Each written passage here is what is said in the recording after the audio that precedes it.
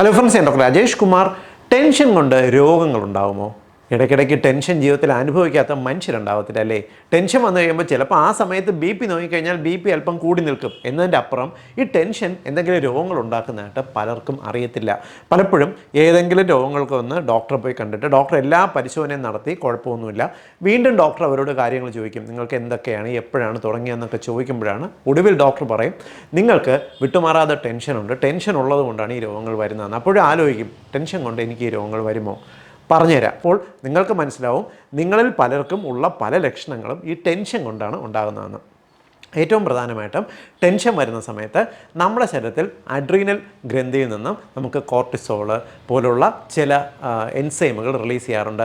ഈ നമ്മുടെ ശരീരത്തിന് ഏതെങ്കിലും തരത്തിലുള്ള ഒരു അപകടഘട്ടം വരുന്ന സമയത്ത് അതിനെ ഓവർകം ചെയ്യുന്നതിന് ശരീരം തയ്യാറെടുക്കുന്ന ഒരു സാഹചര്യമാണ് നമുക്ക് ഈ ടെൻഷനായിട്ട് വരുന്നതും ഈ ഹോർമോണുകൾ റിലീസ് ചെയ്യുന്നതും. എന്നാൽ ജീവിതത്തിലുണ്ടാകുന്ന പല പ്രശ്നങ്ങളും, നമ്മുടെ ജീവിതത്തിൽ ഇപ്പോൾ ഓഫീസിലെ പ്രോബ്ലംസ് ആയിക്കോട്ടെ, വീട്ടിലെ പ്രോബ്ലംസ് ആയിക്കോട്ടെ, വിട്ടുമാറാതെ നമുക്ക് മാനസിക പിരിമുറുക്കം ഉണ്ടാകുമ്പോൾ ഈ എൻസൈംസ് ഇടയ്ക്കിടയ്ക്ക് രക്തത്തിൽ റിലീസ് ചെയ്തുകൊണ്ടിരിക്കും. ഈ ടെൻഷൻ താങ്ങാൻ വയ്യാതാവുമ്പോൾ നമ്മുടെ തലച്ചോറ് അതിനെ മറികടക്കാനായിട്ട് പലവിധ മാർഗ്ഗങ്ങൾ തേടും. അതിലൊന്നാണ് നമ്മുടെ തലച്ചോറിൽ ഹാപ്പി ഹോർമോൺ, സിറോട്ടോണിൻ, ഡോപ്പാമിൻ പോലുള്ളവ റിലീസ് ചെയ്യാൻ സഹായിക്കുന്ന ചില ഭക്ഷണങ്ങൾ. ടെൻഷൻ വരുമ്പോൾ ചിലർ ഭക്ഷണം കഴിക്കുന്നത് കണ്ടിട്ടില്ലേ? ടെൻഷൻ വരുന്ന സമയത്ത് മധുരം, ചോക്ലേറ്റ്സ് പൊട്ടിച്ച് കഴിക്കുന്ന ചില സ്ത്രീകളെ കണ്ടിട്ടില്ലേ? ഇതെല്ലാം നമ്മുടെ തലച്ചോറ് കണ്ടെത്തുന്ന ചില ഷോർട്ട് കട്ടുകളാണ്. ഇതേപോലെ തന്നെ നമ്മുടെ തലച്ചോറ് കണ്ടെത്തുന്ന മറ്റൊരു പ്രധാന ഷോർട്ട് കട്ടാണ് പുകവലി ശീലം. പുകവലിക്കുമ്പോൾ നമ്മുടെ തലച്ചോറിൽ, പ്രത്യേകിച്ച് പുരുഷന്മാർക്ക്, ഈ ഒരു സിറോട്ടോണിൻ റിലീസ് ഉണ്ടാകുന്നുണ്ട്. അതുകൊണ്ടാണ് ടെൻഷൻ മറികടക്കാൻ പലരും പോയി ഒരു സിഗരറ്റ് വലിക്കുന്നത്. ഇത് തന്നെയാണ് മദ്യപാനം. ടെൻഷൻ വരുന്ന സമയത്ത്, ടെൻഷൻ കുറയ്ക്കുന്നതിന് മദ്യം എടുക്കുന്ന സമയത്ത് തലച്ചോറ് ഈ ശരീരത്തിന്, മനസ്സിൻ്റെ ചിന്താശേഷിയെ ഒന്ന് കുറച്ചിട്ട് കൺട്രോൾ ചെയ്യുന്ന രീതി മാറ്റിയിട്ട് ക്രമേണ ഈ ടെൻഷൻ വരുമ്പോഴെല്ലാം മദ്യത്തിനെ ആശ്രയിക്കാനായിട്ട് നമ്മുടെ തലച്ചോറ് നമ്മളിങ്ങനെ ശീലിപ്പിച്ചുകൊണ്ടിരിക്കുക. അങ്ങനെ അവർ മദ്യപാനിയായിട്ട് മാറുന്നു.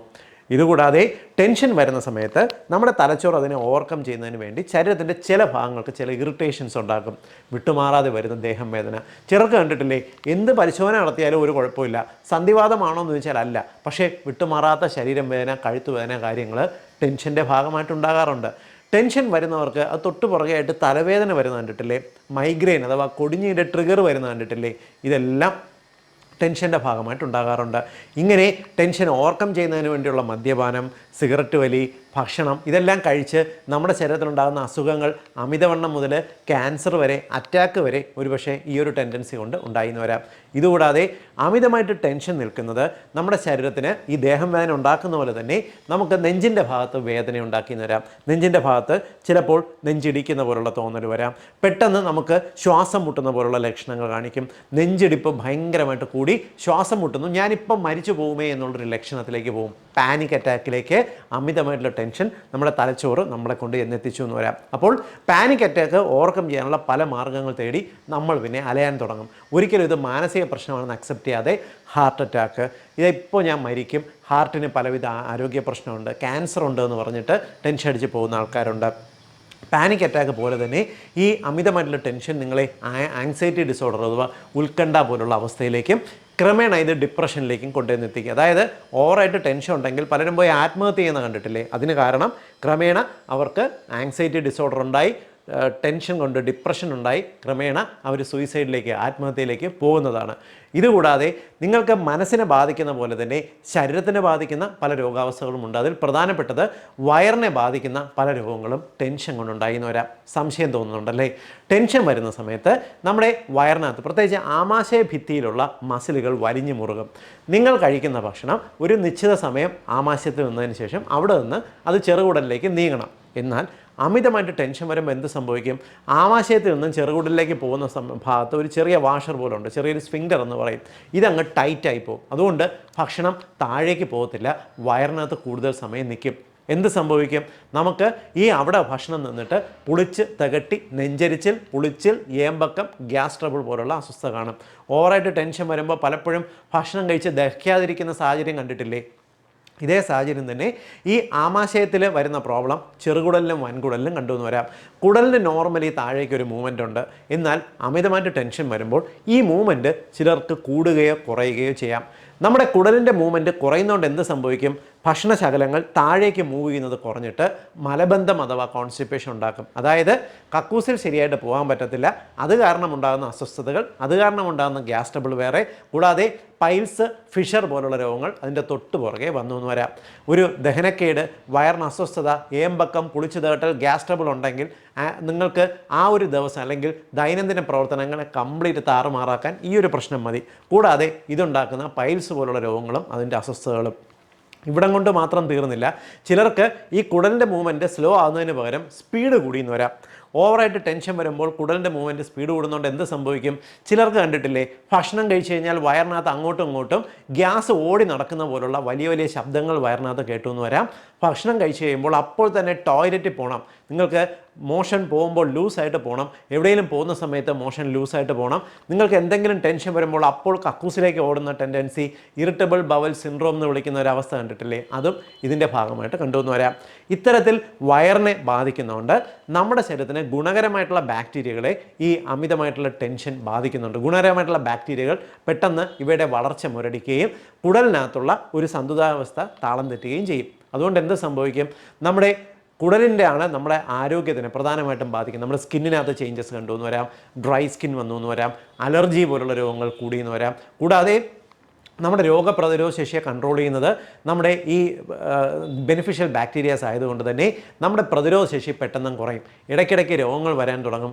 പേടിച്ച് കഴിഞ്ഞാൽ പലർക്ക് പനി വരുന്ന കണ്ടിട്ടില്ലേ, അസുഖങ്ങൾ വരുന്ന കണ്ടിട്ടില്ലേ, പെട്ടെന്ന് ടെൻഷനാകുന്ന ഒരുപാട് ടെൻഷൻസ് ഉള്ള ആൾക്കാർക്ക് അസുഖങ്ങൾ വിട്ടുമാറാതെ വരുന്ന കണ്ടിട്ടില്ലേ, കുട്ടികൾക്ക് പരീക്ഷാകാലമാകുമ്പോൾ പനിയും കഫക്കെട്ടും ഒക്കെ വരുന്ന കണ്ടിട്ടില്ലേ. ഇതെല്ലാം ഓവർ ടെൻഷൻ കൊണ്ട് നമ്മുടെ ശരീരത്തിൽ വരുന്ന അസ്വസ്ഥതകളാണ്. ഇതെല്ലാം രോഗപ്രതിരോധ ശേഷിയെ നേരിട്ട് ബാധിക്കുന്നുണ്ട്.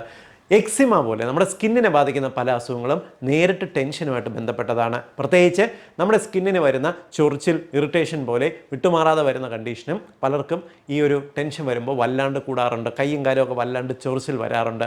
ഇതേപോലെ ശ്വാസകോശത്തിനെ ബാധിക്കുന്ന അവസ്ഥകളും ടെൻഷൻ കൊണ്ടുണ്ടാകാറുണ്ട്. നിങ്ങൾക്ക് തുമ്മൽ അല്ലെങ്കിൽ ഇടയ്ക്കിടയ്ക്ക് ചുമ വരുന്ന ആൾക്കാർ, ശ്വാസമുട്ടൽ ടെൻഡൻസി ഉള്ളവർക്ക് ടെൻഷൻ വരുമ്പോൾ വല്ലാണ്ട് ശ്വാസമുട്ടൽ കൂടുന്നത് കണ്ടിട്ടില്ലേ. ഈ തരത്തിൽ നമ്മുടെ ശരീരത്തിൽ വരുന്ന ഓട്ടോ ഇമ്മ്യൂൺ രോഗങ്ങൾ എന്ന് പറഞ്ഞാൽ നമ്മുടെ പ്രതിരോധ കോശങ്ങൾ നമ്മുടെ ആന്തരിക അവയവങ്ങൾക്കെതിരെ വർക്ക് ചെയ്യുന്ന ഒരവസ്ഥയാണ്.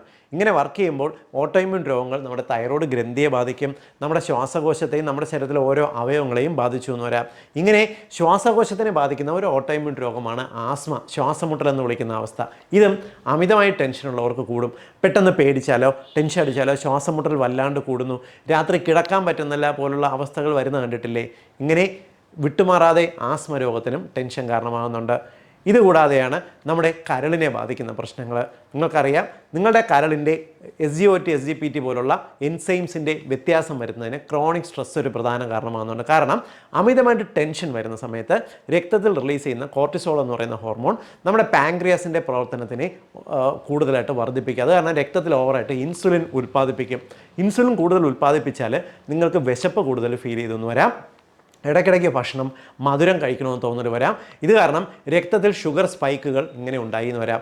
രക്തത്തിൽ ഷുഗർ ലെവൽ കൂടിക്കഴിഞ്ഞാൽ അതൊന്ന് നിങ്ങൾക്ക് അമിതവണ്ണം ഉണ്ടാക്കും, പ്രമേഹ രോഗത്തിലേക്ക് ചെന്നെത്തിക്കും. ഇതുകൊണ്ടാണ് പലപ്പോഴും അമിതമായിട്ട് ടെൻഷൻ ഉണ്ടെങ്കിൽ നിങ്ങൾക്ക് BP വരുന്നത് പോലെ തന്നെ പ്രമേഹവും വരും, ഡയബറ്റിക്കായി മാറും എന്ന് പറയുന്നത്. വളരെ ക്രോണിക്കായിട്ട് സ്ട്രെസ് ഉള്ളവർക്ക് നമ്മുടെ രക്തത്തിലുള്ള ഈ പാരാമീറ്റേഴ്സിലെ വേരിയേഷൻ കറക്റ്റ് ചെയ്യുന്നതിന് നമ്മുടെ കരൾ ശ്രമിച്ചുകൊണ്ടിരിക്കുകയും കരളിന് സാധിക്കാതെ വരുന്നതുകൊണ്ട് കരളിലുള്ള എൻസൈംസ് SGOT, SGPT പോലുള്ള ഗ്രാജ്വലി കൂടി വരുന്നതിന് കാരണമാകുകയും ചെയ്യും.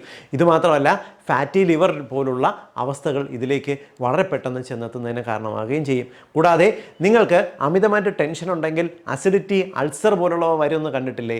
നമ്മുടെ ആമാശയ ഭിത്തിക്കകത്ത് H. pylori, ഹെലിക്കോബാക്ടർ പൈലോറി എന്ന് വിളിക്കുന്ന ബാക്ടീരിയ വളരാനുള്ള അനുകൂല സാഹചര്യം സൃഷ്ടിക്കപ്പെടുന്നു. ഇതേ സാഹചര്യം തന്നെ നമ്മുടെ ശരീരത്തിലെ ആന്തരിക അവയവങ്ങൾക്കും ബാധിച്ചു തുടങ്ങുന്നു.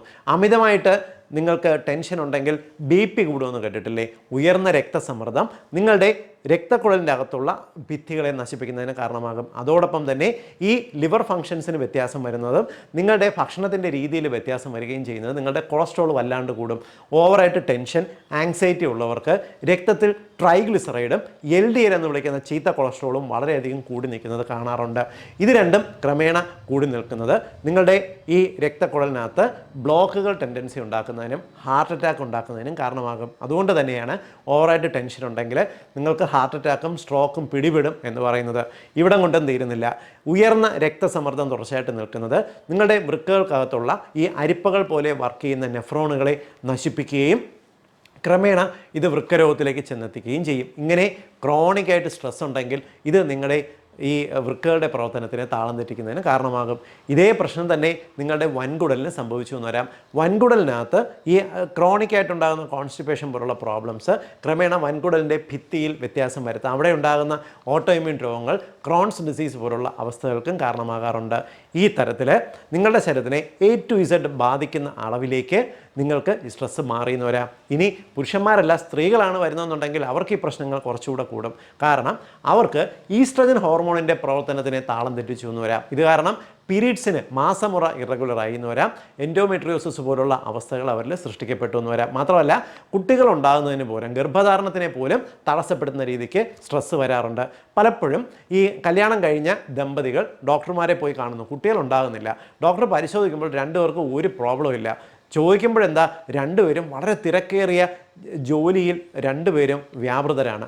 ഡോക്ടർ പറയും അവരോട് 1, 2, 3 മാസം നിങ്ങൾ ലീവ് എടുത്തിട്ട് നിങ്ങൾ രണ്ടുപേരും കൂടി ട്രാവൽ പോവുക, കറങ്ങാൻ പോവുക, വേറെ ഏതെങ്കിലും നല്ല സ്ഥലത്ത് പോയി താമസിക്കുക എന്ന് പറയും. കൃത്യമായിട്ട് ഈ രീതിക്ക് അവരൊരു മാറ്റം വരുന്ന സമയത്ത് അവർക്ക് സ്ട്രെസ്സ് കുറയുകയും കുട്ടികളാകുകയും ചെയ്ത് ഒരുപാട് ദമ്പതികളുടെ കേസിൽ ഞാൻ ഈ പറയുന്നത് നിങ്ങൾക്ക് തന്നെ മനസ്സിലാവും. പല കുടുംബങ്ങളിലും ഇത് കാണുന്നതാണ്. കാരണം അമിതമായിട്ട് ടെൻഷൻ വരുന്ന സമയത്ത് നമ്മുടെ ശരീരത്തിൽ പുരുഷൻ്റെ ബീജത്തിന് ടെസ്റ്റോസ്റ്റെറോണിൻ്റെ എന്ന് പറയുന്ന ഹോർമോണിൻ്റെ അളവ് കുറഞ്ഞു പോകും. പുരുഷൻ്റെ ബീജത്തിൻ്റെ ക്വാളിറ്റി കുറഞ്ഞു പോകും. സ്ത്രീകളെ സംബന്ധിച്ച് ഈസ്ട്രജൻ ഹോർമോണിൻ്റെ പ്രവർത്തനത്തിനെ താളം തെറ്റിക്കും. ചുരുക്കി പറഞ്ഞാൽ കുട്ടികളുണ്ടാവത്തില്ല. അമിതമായിട്ട് സ്ട്രെസ്സുള്ള ഒരു സ്ത്രീക്കും പുരുഷനും വളരെ ഫ്രീ ആയിട്ടും ഹാപ്പി ആയിട്ടും ലൈംഗിക ബന്ധത്തിൽ ഏർപ്പെടാൻ പോലും സാധിക്കാത്ത ഒരവസ്ഥയുണ്ട്. ഇപ്പോൾ മനസ്സിലായില്ലേ ടെൻഷൻ അഥവാ സ്ട്രെസ്സ് എത്രത്തോളം ഒരു മനുഷ്യൻ്റെ ആരോഗ്യത്തെ ബാധിക്കുമെന്ന്? ഇവിടം കൊണ്ടും തീരുന്നില്ല. ഒരു പ്രായം കഴിയുമ്പോൾ 50-60 വയസ്സ് കഴിയുന്ന സമയത്ത് പലപ്പോഴും ക്രോണിക്കായിട്ട് സ്ട്രെസ് ഉണ്ടെങ്കിൽ ഇത് തലച്ചോറിൻ്റെ പ്രവർത്തനത്തിനെ താളം തെറ്റിക്കുന്നു. ക്രമേണ ഇത് മറവി രോഗത്തിലേക്ക് ചെന്നെത്തിച്ചു എന്ന് വരാം. അൽഷിമേഴ്സ് പോലുള്ള അവസ്ഥകൾ, ബ്രെയിനിന് വരുന്ന ഡീജനറേഷൻ കൊണ്ട് പാർക്കിൻസോണിസം പോലെ കൈകൾ വിറയ്ക്കുന്ന രോഗം കണ്ടിട്ടില്ലേ? ഇത്തരത്തിലുള്ള അവസ്ഥകളിലേക്കെല്ലാം ഈ ക്രോണിക്കായിട്ടുള്ള സ്ട്രെസ്സ് കൊണ്ടുവന്നെത്തിക്കും. ഈ തരത്തിൽ ഗ്രാജുവലി നമ്മുടെ ശരീരത്തിൻ്റെ കോശങ്ങൾ വരുത്തുന്ന ചേഞ്ചസ്, ഈവൻ ക്രോണിക്കായിട്ടുള്ള സ്ട്രെസ് കൊണ്ട് ക്യാൻസർ വരെ ഉണ്ടാകാറുണ്ട് എന്ന് പഠനങ്ങൾ കണ്ടെത്തിയിട്ടുണ്ട്. അതുകൊണ്ട് ടെൻഷൻ അഥവാ സ്ട്രെസ് എന്ന് പറയുന്നതിനെ നിങ്ങൾ നിസ്സാരമായിട്ട് കാണരുത്. ഇതുകൊണ്ട് വെറും BP മാത്രം കൂടുള്ളൂ എന്ന് വിചാരിച്ചിരിക്കുന്നവർ ഇതിൻ്റെ സത്യാവസ്ഥ മനസ്സിലാക്കണം.